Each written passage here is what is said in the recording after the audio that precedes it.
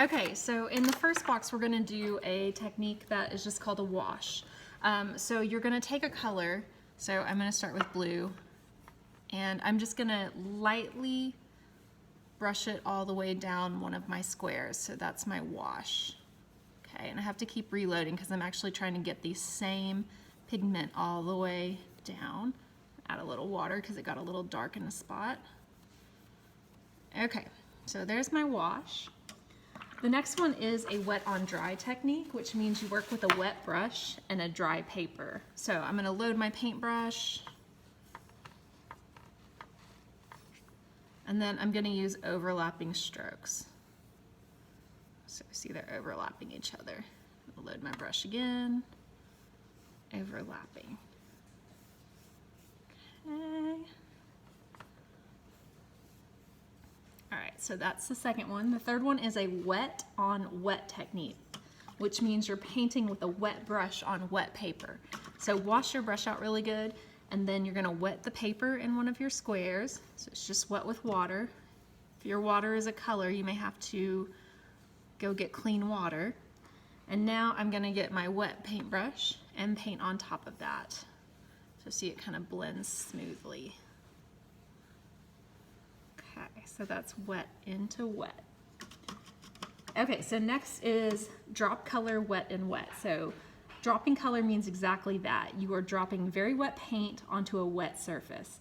So you're painting with a wet brush on wet paper, but dropping paint instead of using brush strokes. So I'm gonna do the same thing where I'm gonna wet my square.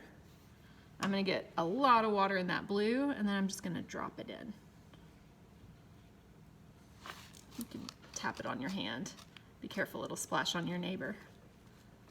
Well, we have these guards, so never mind. Won't splash on your neighbor. Okay, the next technique is dry brush. So dry brush means that you apply somewhat wet paint on a dry surface. So this is a broken effect, which is useful on shimmering effects on water, dappling foliage, or texture on rocks. So you'll load some paint on your brush, then dry most of it off onto a paper towel and apply the brush strokes on the dry surface.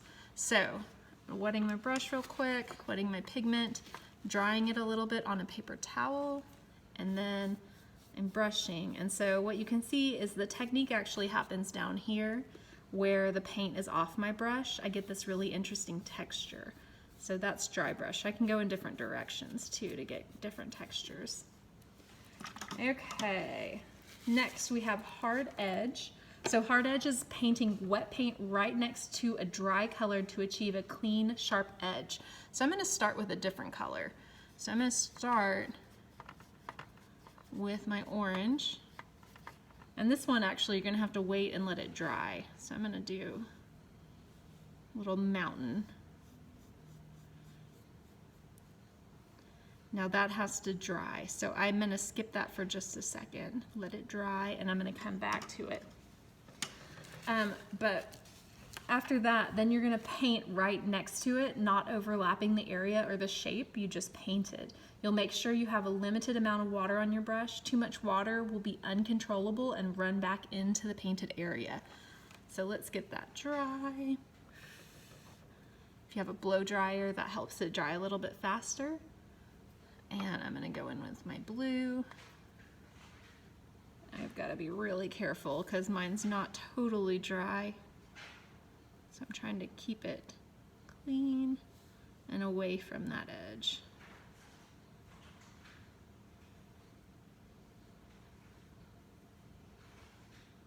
Okay.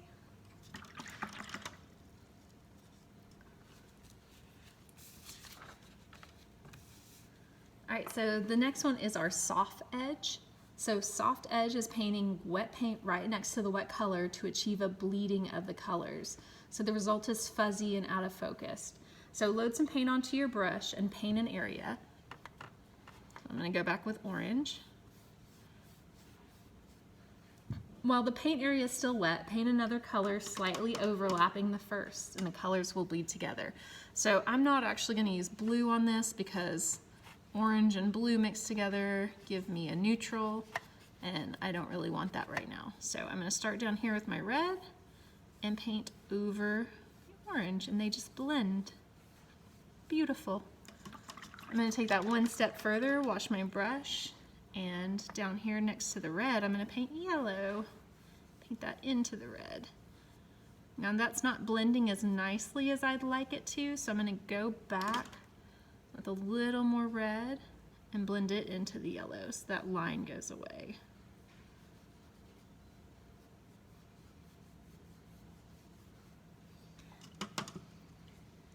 Okay, the last one that we're going to work on is a value scale.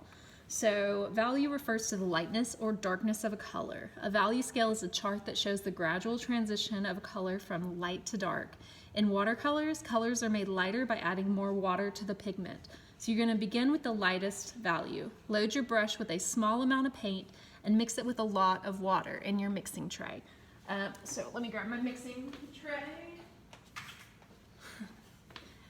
Okay, so I'm going to get a little bit of this blue, put it in my mixing tray, and I'm going to add a lot of water to it. A lot of water, because I'm trying to get the lightest color possible. Okay, so that's probably good. So I'm going to paint my first stroke, and that's perfect. It's very light. Okay, so then you add more paint to the mixture, and it makes the color darker. So I'm going to add just a paintbrush full of the color, make that amount a little bit darker, and paint next to it. So it should be gradually getting darker. That got really dark really quick. Okay, I'm going to add more paint, and it should get even darker than that.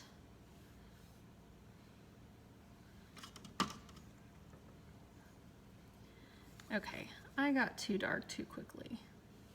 I'm going to have to redo that section. Okay, let me start again, because this might happen to you. So I'm going to actually go to this blank side of my sketchbook and do that shade again. So I'm going to move a little bit of this really dark color over, add a lot of water, because I got too dark too quick. I probably should have tested my color first. Okay, so that makes a good light wash. I'm going to add a little bit of this blue over here, mix some of my lighter to get the next shade down. That's much better. A little more, so it's slightly darker, even more. There we go, that's much better. So I'm gradually getting darker. So it doesn't really matter where it is on your sketchbook as long as you understand the concept and you have it listed.